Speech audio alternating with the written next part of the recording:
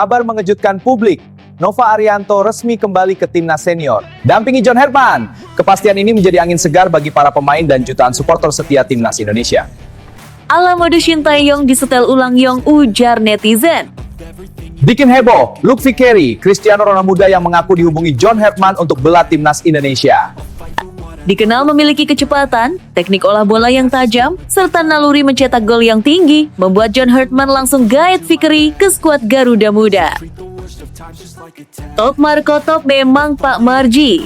Dihukum berat FIFA, Sumarji tegaskan tetap dampingi timnas Indonesia. Saya tidak bisa di lapangan, tapi hati saya tetap bersama Garuda dimanapun berada.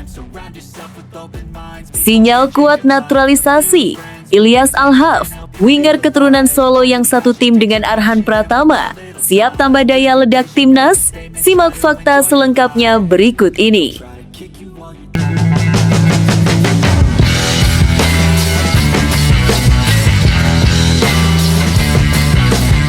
Sebelum kita lanjut ke berita terlengkapnya, alangkah mulianya bagi kalian untuk tekan tombol like dan yang belum subscribe, tolong subscribe channel ini. Kabar mengejutkan publik. Nova Arianto resmi kembali ke timnas senior, dampingi John Herman. Kepastian ini menjadi angin segar bagi para pemain dan jutaan supporter setia timnas Indonesia. Ala mode Sintayong disetel ulang Yong, ujar netizen. Dunia sepak bola nasional kembali dikejutkan dengan kabar besar yang langsung menyedot perhatian publik. Nova Arianto resmi kembali ke jajaran kepelatihan tim nasional senior. Ia akan mendampingi pelatih utama anyar John Herman dalam proyek besar membangun kekuatan baru skuad Garuda. Kepastian ini menjadi angin segar bagi para pemain dan jutaan supporter setia timnas Indonesia. Banyak pihak menilai kembalinya Nova bukan sekadar rotasi jabatan, melainkan langkah strategis yang syarat makna. Sebagai sosok yang sudah lama berkecimpung di sepak bola nasional, Nova bukan nama asing di lingkungan timnas. Karirnya sebagai mantan pemain bertahan dikenal penuh determinasi dan disiplin tinggi. Setelah gantung sepatu, ia melanjutkan kiprahnya di dunia kepelatihan dan perlahan membangun reputasi sebagai pelatih yang tegas, detail, dan memiliki kedekatan emosional dengan pemain. Penunjukan John Herman sebagai pelatih utama sebelumnya memang telah memunculkan optimisme baru. Herman dikenal sebagai pelatih berpengalaman dengan pendekatan modern dan filosofi permainan yang jelas. Namun, adaptasi terhadap kultur sepak bola Indonesia tentu membutuhkan sosok yang memahami karakter pemain dan dinamika internal tim. Disinilah peran Nova menjadi sangat penting. Nova diyakini mampu menjadi jembatan komunikasi yang efektif antara Herman dan para pemain. Ia memahami bagaimana cara membangun mentalitas bertanding khas Indonesia, sekaligus menerjemahkan instruksi taktik pelatih kepala agar lebih mudah dipahami dan diterapkan di lapangan. Kabar kembalinya Nova pun disambut positif oleh para pemain. Beberapa di antaranya pernah bekerja sama dengannya dan merasakan langsung pendekatan kepelatihan yang komunikatif namun tetap disiplin. Hubungan personal yang telah terbangun sebelumnya diyakini akan mempercepat proses pembentukan chemistry dalam tim. Di sisi lain, para supporter menyambut keputusan ini dengan penuh harapan. Dalam beberapa tahun terakhir, ekspektasi terhadap timnas Indonesia memang semakin tinggi. Dukungan luar biasa selalu mengiringi setiap pertandingan, baik di dalam negeri maupun saat bertandang ke luar negeri. Kembalinya Nova dianggap sebagai sinyal bahwa tim pelatih ingin menjaga kesinambungan dan stabilitas dalam membangun fondasi jangka panjang. Meski demikian, tantangan yang dihadapi tentu tidak ringan, persaingan di level Asia semakin ketat. Timnas Indonesia dituntut tampil lebih konsisten, solid dalam bertahan, serta tajam dalam penyelesaian akhir. Kolaborasi antara Herman dan Nova akan diuji dalam meracik strategi, memilih komposisi pemain terbaik, dan membangun mental juara. Banyak pengamat menilai kombinasi pelatih asing dengan asisten lokal yang memahami kultur sepak bola nasional merupakan formula ideal. Pengalaman internasional Herman dipadukan dengan pemahaman mendalam Nova terhadap karakter pemain Indonesia diharapkan mampu menciptakan keseimbangan dalam tim. Kini, publik menanti gebrakan nyata dari duet ini. Setiap sesi latihan, setiap pemanggilan pemain, hingga strategi di laga resmi akan menjadi sorotan. Namun satu hal yang pasti, kabar ini telah membangkitkan kembali optimisme besar di kalangan pecinta sepak bola tanah air. Kembalinya Nova Arianto bukan hanya tentang jabatan, melainkan tentang harapan. Harapan bahwa Garuda akan terbang lebih tinggi, bermain lebih berani, dan menorehkan prestasi yang membanggakan di pentas internasional. Dukungan mengalir, semangat kembali menyala, dan babak baru perjalanan timnas Indonesia resmi dimulai. Bikin heboh, Luke Fikri, Cristiano Ronaldo muda yang mengaku dihubungi John Hartman untuk bela timnas Indonesia. Dikenal memiliki kecepatan, teknik olah bola yang tajam, serta naluri mencetak gol yang tinggi, membuat John Hartman langsung gaet Fikri ke skuad Garuda Muda. Jagat sepak bola nasional kembali diramaikan kabar mengejutkan. Sosok muda bertalenta Luke Fikri yang kerap disebut memiliki gaya bermain mirip Cristiano Ronaldo mengaku telah dihubungi langsung oleh pelatih kepala timnas Indonesia, John Hartman. Tujuannya jelas, proses naturalisasi agar bisa memperkuat timnas Indonesia dalam waktu dekat. Pengakuan tersebut langsung menyita perhatian publik dan memantik rasa penasaran. Siapa sebenarnya Luke Fikri? Benarkah ia memiliki kualitas yang bisa memberi dampak besar bagi skuad Garuda? Dan apakah langkah naturalisasi ini akan menjadi kejutan besar menuju Piala AFF 2026? Nama Luke Fikri mulai mencuri perhatian karena gaya bermainnya yang eksplosif. Ia dikenal memiliki kecepatan, teknik olah bola yang tajam, serta naluri mencetak gol yang tinggi. Banyak pengamat menyebut pergerakannya di sisi sayap mengingatkan pada Cristiano Ronaldo di masa muda, berani melakukan duel 1 lawan 1, percaya diri, menembus pertahanan, dan piawai mencari ruang tembak. Tak heran jika julukan Ronaldo muda melekat padanya. Meski tentu perbandingan tersebut masih sebatas gaya bermain, bukan pencapaian, label itu sudah cukup untuk membuat publik Indonesia penasaran dan berharap banyak. Dalam pengakuannya, Luke menyebut bahwa komunikasi awal telah dilakukan dengan John Hartman. Sang pelatih dikabarkan tertarik dengan potensi dan karakter permainannya yang dinilai sesuai dengan filosofi menyerang yang ingin dibangun di timnas Indonesia. Hartman disebut ingin menambah opsi di lini depan, khususnya pemain dengan mentalitas agresif dan kemampuan individu di atas rata-rata. Langkah naturalisasi sendiri bukan hal baru dalam sepak bola modern. Banyak negara memanfaatkan jalur ini untuk memperkuat skuad nasional, terutama jika pemain tersebut memiliki garis keturunan atau memenuhi syarat administratif. Jika seluruh proses berjalan lancar, Luke Fikri diproyeksikan menjadi bagian penting persiapan timnas Indonesia menuju Piala AFF 2026. Keputusan ini tentu mengundang pro dan kontra. Di satu sisi, kehadiran pemain dengan kualitas mumpuni diyakini bisa meningkatkan daya saing tim. Indonesia membutuhkan pemain dengan mental pemenang, kepercayaan diri tinggi, dan pengalaman kompetitif yang matang. Jika Luke benar-benar mampu menghadirkan dimensi berbeda di lini serang, maka ini bisa menjadi langkah strategis yang cerdas. Di sisi lain, sebagian pihak berharap proses seleksi tetap mengedepankan kualitas dan komitmen jangka panjang.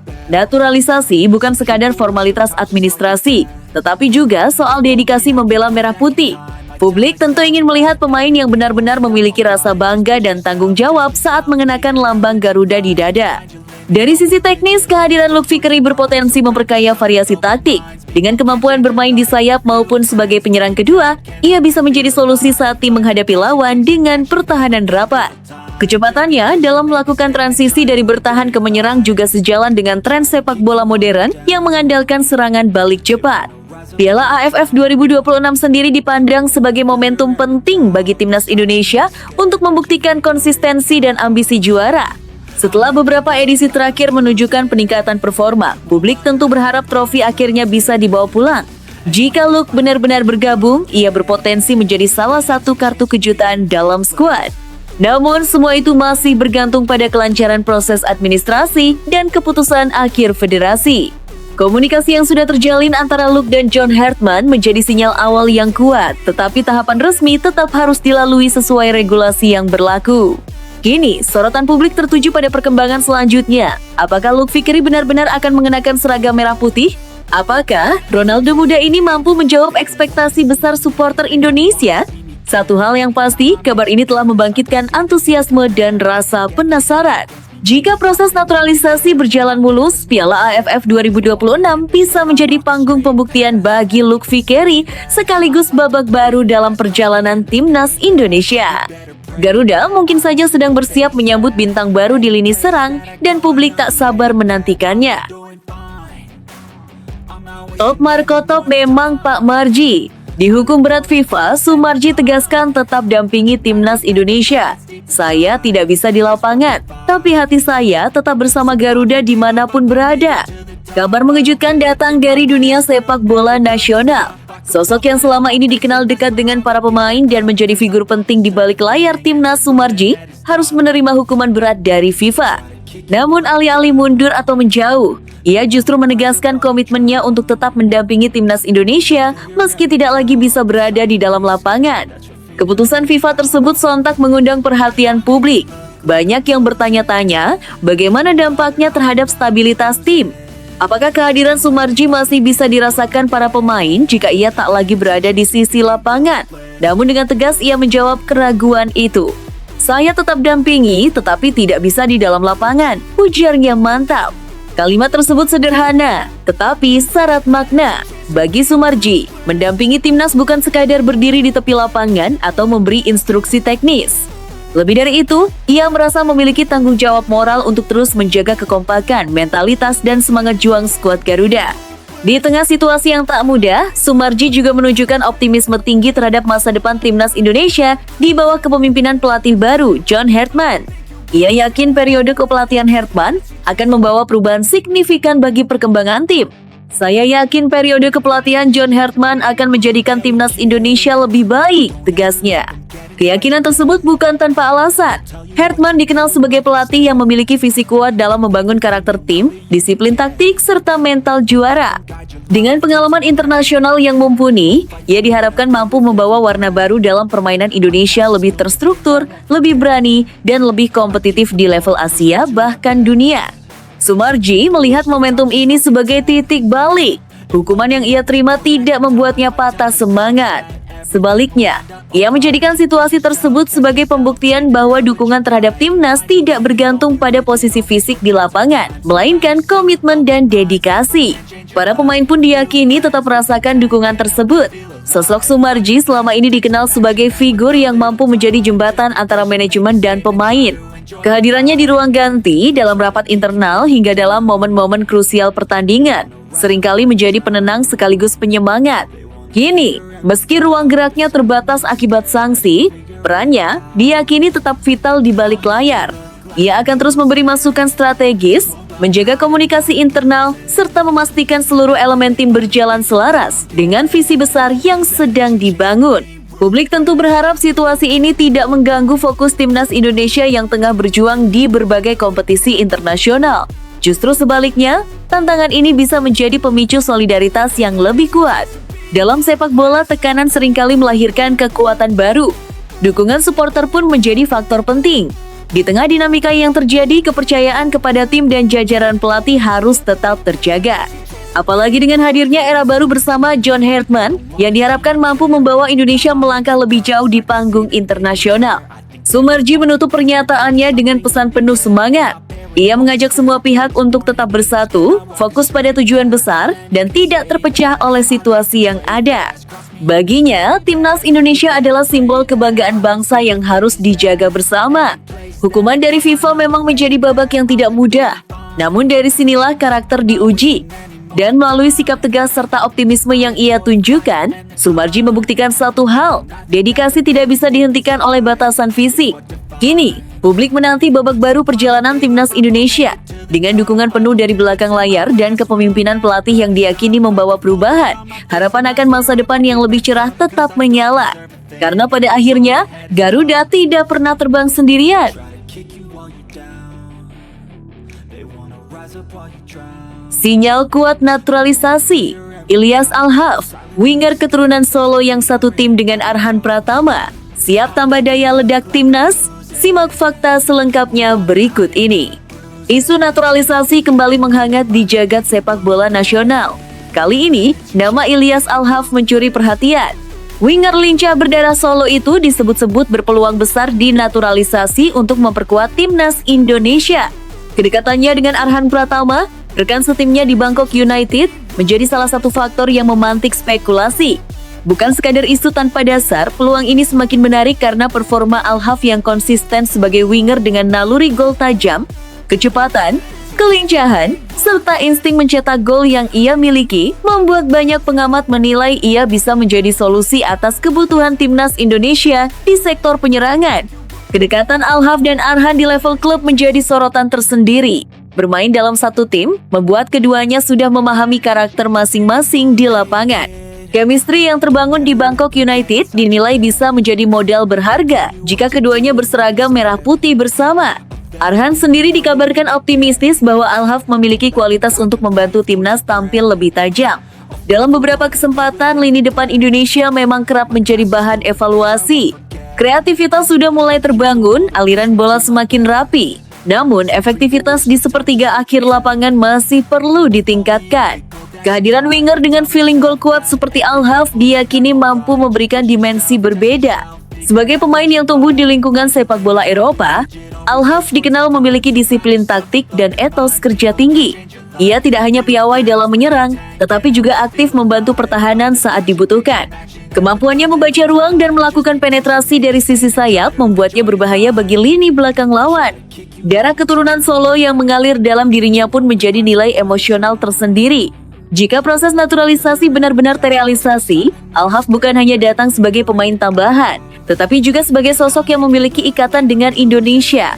Hal ini penting, karena membela tim nasional bukan sekadar soal kemampuan teknis, melainkan juga kebanggaan dan komitmen. Arhan Pratama yang dikenal memiliki semangat juang tinggi, disebut sangat yakin dengan potensi rekannya tersebut. Menurutnya, Al-Haf memiliki ketenangan saat berada di depan gawang dan tidak mudah panik dalam situasi krusial. Karakter seperti inilah yang dibutuhkan timnas saat menghadapi laga-laga ketat di level Asia Tenggara maupun Asia. Secara taktik, Al-Haf bisa dimainkan di berbagai posisi lini depan. Ia nyaman beroperasi sebagai winger kiri maupun kanan, bahkan bisa diplot sebagai penyerang kedua dalam skema tertentu. Fleksibilitas ini tentu menjadi nilai tambah bagi tim pelatih dalam meramu strategi.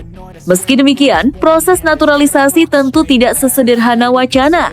Ada tahapan administrasi dan regulasi yang harus dipenuhi. Namun jika semua berjalan lancar, kehadiran Al-Haf berpotensi memperkuat kedalaman skuad dan meningkatkan persaingan internal yang sehat. Dukungan supporter pun diprediksi akan mengalir deras jika kabar ini benar-benar menjadi kenyataan. Publik Indonesia selalu menyambut positif pemain keturunan yang menunjukkan komitmen membela Garuda. Apalagi jika pemain tersebut memiliki kualitas yang sudah teruji di level klub. Kini, bola panas berada di tangan federasi dan pihak terkait. Apakah Ilyas Al-Haf akan menjadi nama berikutnya yang resmi mengenakan seragam merah putih? Apakah duetnya dengan Arhan Pratama akan menjadi senjata baru di sisi sayap timnas?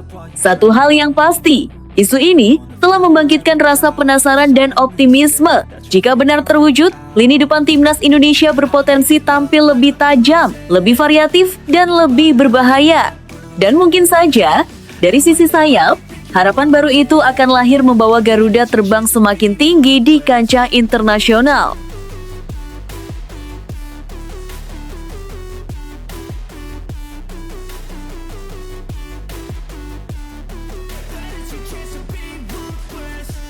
Asia terdiam, Madam Pang sebut.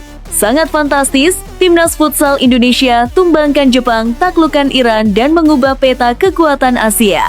Benarkah? Simak fakta selengkapnya berikut ini. Sejarah baru futsal Asia akhirnya tertulis dan nama Indonesia tercetak tebal di halaman utamanya. Tak ada yang benar-benar siap menyaksikan apa yang terjadi. Bahkan para pengamat paling optimistis pun harus mengakui satu hal. Apa yang dilakukan timnas futsal Indonesia adalah anomali besar dalam sejarah futsal Asia. Komentar paling mencuri perhatian datang dari sosok berpengaruh di sepak bola Asia Tenggara, Madam Pang. Dengan nada kagum yang tak bisa disembunyikan, ia menyebut pencapaian Indonesia sebagai sangat fantastis. Bukan tanpa alasan, Indonesia tidak hanya mengalahkan Jepang di semifinal, tetapi juga menaklukkan Iran di final, tim yang selama bertahun-tahun dijuluki sebagai Raja Futsal Asia. Perjalanan ini dimulai dari laga yang sudah dianggap mustahil. Menghadapi timnas futsal Jepang, Indonesia datang dengan status underdog. Jepang adalah simbol disiplin, kecepatan, dan pengalaman. Namun semua itu runtuh. Dengan permainan agresif, penuh keberanian, dan organisasi yang nyaris sempurna, Indonesia berhasil mematahkan dominasi Jepang. Kemenangan itu langsung mengguncang Asia. Namun ternyata itu baru awal. Di partai final, Indonesia dihadapkan pada tembok tertinggi Iran. Tim yang bukan hanya langganan juara Asia, tetapi juga kekuatan yang disegani dunia. Banyak yang memprediksi Indonesia akan kehabisan tenaga, mental, dan pengalaman. Tapi yang terjadi justru sebaliknya. Indonesia bermain tanpa rasa takut. Mereka menyerang, bertahan, dan mengontrol tempo seperti tim yang telah lama menjadi penguasa. Saat peluit akhir dibunyikan dan Iran resmi takluk, dunia futsal Asia seolah terdiam, sang raja tumbang. Dan yang berdiri di puncak adalah Indonesia. Madam Pang menyebut kemenangan ini sebagai sesuatu yang tidak normal dalam logika futsal Asia. Ia menilai Indonesia telah melompat jauh melampaui ekspektasi, bahkan mengubah peta kekuatan futsal kawasan dan benua. Dari tim yang dulu dipandang sebelah mata, Indonesia kini menjelma menjadi kekuatan yang ditakuti. Kini, satu persatu negara Asia Tenggara harus mengakui dominasi Indonesia. Tak hanya itu, Asia secara keseluruhan pun mulai tunduk. Jepang jatuh, Iran tumbang, dan Indonesia berdiri sebagai simbol era baru. Ini bukan kebetulan, ini bukan keberuntungan. Ini adalah hasil dari mental baja, keberanian kolektif, dan keyakinan bahwa Indonesia pantas berada di puncak. Apa yang kita saksikan hari ini adalah fenomena langka, sebuah anomali yang berubah menjadi kenyataan. Timnas Futsal Indonesia bukan lagi sekadar peserta turnamen. Mereka adalah penguasa baru, tim yang memaksa Asia untuk menyesuaikan diri, bukan sebaliknya. Kini pertanyaannya bukan lagi bisakah Indonesia menang, melainkan siapa yang mampu menghentikan Indonesia. Karena satu hal sudah jelas, Asia telah berubah dan perubahan itu bernama Timnas Futsal Indonesia. Namun tunggu dulu, setelah admin telusuri secara mendalam bahwa berita di atas adalah karangan belaka dan hoax, ini sebagai edukasi supaya penonton lebih jeli dalam memilih berita. Top Markoto pergerakan kilat. Daijiro Chirino, bek Eropa milik Almeria, kunci kekuatan baru Timnas Indonesia. Bek dengan disiplin taktik tinggi, kemampuan membaca permainan yang matang, serta ketenangan dalam mengawal lini belakang. Kualitas inilah yang membuat namanya masuk dalam radar John Hartman. Nama Daijiro Chirino mungkin belum terlalu akrab di telinga sebagian besar pencinta sepak bola Indonesia. Namun, dalam beberapa waktu terakhir, nama pemain bertahan yang merumput di Eropa ini mulai mencuat ke permukaan dan memantik rasa penasaran. Alasannya bukan main. Daijiro Chirino dikabarkan sudah dihubungi langsung oleh John Hartman, pelatih anyar Timnas Indonesia, sebagai bagian dari rencana besar memperkuat skuad Garuda. Daijiro Chirino saat ini tercatat sebagai pemain klub UD Almeria, salah satu klub Spanyol yang dikenal memiliki sistem pembinaan pemain muda yang ketat dan modern. Bermain di lingkungan sepak bola Eropa membuat Chirino tumbuh sebagai bek dengan disiplin taktik tinggi, kemampuan membaca permainan yang matang, serta ketenangan dalam mengawal lini belakang. Kualitas inilah yang membuat namanya masuk dalam radar John Hartman. John Hartman sendiri dikenal sebagai pelatih dengan kejelian luar biasa dalam melihat potensi pemain, termasuk mereka yang memiliki latar belakang diaspora. Pengalamannya membangun tim nasional yang kompetitif, membuat setiap langkahnya selalu diperhitungkan secara matang.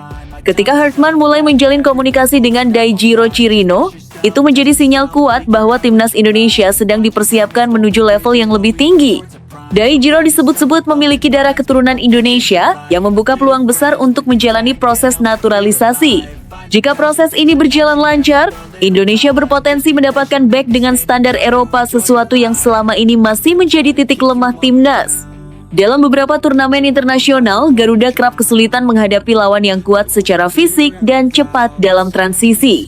Kehadiran sosok seperti Chirino bisa menjadi jawaban atas masalah tersebut. Secara karakter permainan, Daijiro Chirino dikenal sebagai bek modern. Ia tidak hanya kuat dalam duel 1 lawan 1, tetapi juga piawai membangun serangan dari belakang. Akurasi umpannya baik, posisinya rapi, dan ia tidak panik ketika ditekan lawan. Dalam sistem permainan John Hartman yang menekankan organisasi dan intensitas tinggi, profil seperti Chirino jelas sangat cocok. Langkah John Hartman mendekati Daijiro juga menunjukkan perubahan paradigma di tubuh Timnas Indonesia. Kini, bukan hanya soal bermain cepat dan penuh semangat, tetapi juga soal kualitas, pengalaman, dan kecerdasan taktik. Hartman tampak ingin membangun tim yang tidak hanya kompetitif di Asia Tenggara, tetapi juga mampu bersaing di level Asia bahkan dunia. Antusiasme publik pun mulai terasa. Banyak penggemar berharap proses naturalisasi Daijiro Chirino bisa berjalan mulus dan cepat. Jika benar ia bersedia mengenakan seragam merah putih, maka lini belakang Timnas Indonesia akan mendapatkan tambahan kekuatan yang sangat signifikan. Kolaborasi antara pemain lokal potensial dan pemain diaspora berkualitas Eropa bisa menciptakan keseimbangan ideal dalam skuad Garuda. Namun, tentu semua masih menunggu kejelasan resmi. Sepak bola internasional tidak hanya soal kualitas di lapangan, tetapi juga administrasi, regulasi, dan komitmen jangka panjang. Meski demikian, sinyal awal dari komunikasi John Hartman dengan Daijiro Chirino sudah cukup untuk membuat publik optimistis. Jika rencana ini terwujud, maka kita sedang menyaksikan babak baru dalam sejarah timnas Indonesia. Daijiro Chirino bukan sekadar pemain naturalisasi, melainkan simbol dari visi besar John Hartman, membangun timnas yang kuat, disiplin, dan disegani. Kini tinggal menunggu waktu apakah bek berbakat Eropa ini benar-benar akan menjadi tembok kokoh baru bagi Garuda. Tangis sang pelatih Iran, Fahid Shamsai tak menyangka timnas futsal Indonesia sekuat ini. Saya tidak menyangka timnas Indonesia asuhan Hector Souto bisa sehebat dan seganas ini, ucap Shamsai dengan suara bergetar. Simak fakta selengkapnya berikut ini. Dunia futsal Asia dibuat terdiam. Bukan hanya karena kemenangan demi kemenangan yang diraih timnas futsal Indonesia, tetapi karena satu pengakuan mengejutkan dari sosok besar futsal dunia, Fahid Shamsai, pelatih timnas futsal Iran. Pria yang dikenal dingin, tegas, dan syarat pengalaman itu mengaku sempat menangis menjelang laga final menghadapi Indonesia. Bagi Shamsai, ini bukan sekadar pertandingan biasa. Ini adalah momen emosional yang tak pernah ia bayangkan sebelumnya. Saya tidak menyangka timnas Indonesia asuhan Hector Souto bisa sehebat dan seganas ini, ucap Shamsai dengan suara bergetar. Kalimat itu seolah menjadi pengakuan jujur bahwa peta kekuatan futsal Asia sedang berubah drastis. Iran selama ini dikenal sebagai raksasa futsal Asia. Mental juara, pengalaman internasional, dan tradisi panjang membuat mereka kerap tampil tanpa rasa takut. Namun kali ini berbeda. Lawan yang mereka hadapi bukan hanya kuat secara teknik, tetapi juga menyerang mental. Perjalanan timnas futsal Indonesia menuju final memang luar biasa. Anak-anak asuhan Hector Souto tampil agresif, berani, dan penuh kepercayaan diri. Puncaknya terjadi saat Indonesia secara mengejutkan menggulung timnas futsal Jepang dengan skor 5,3. Jepang, tim yang dikenal disiplin dan efisien, dibuat kelabakan oleh intensitas dan keberanian Indonesia. Shamsai mengakui bahwa kemenangan atas Jepang menjadi titik balik emosional baginya. Ketika saya melihat bagaimana Indonesia mengalahkan Jepang, saya mulai khawatir. Bukan karena skor, tapi karena mental mereka, ujar Shamsai.